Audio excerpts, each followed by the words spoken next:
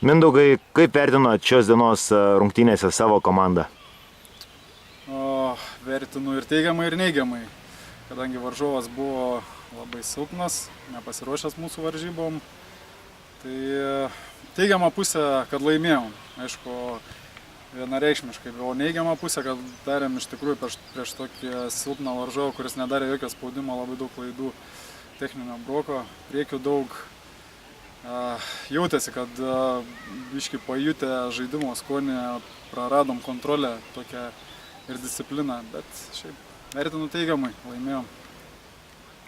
Ką išskirtum savoj komandai? Nežinau, sunku kažką tai išskirti, gal grumtynių žaidimą daugiau šiandien, nežinau, visos klaidos, kurios buvo padarytas, buvo ištaisytas grumtynių dėka, tai nežinau. Gal tai geriau vertinu grumtynės, bet šiaip visus vertinu gerai. Ačiū labai. Prašau.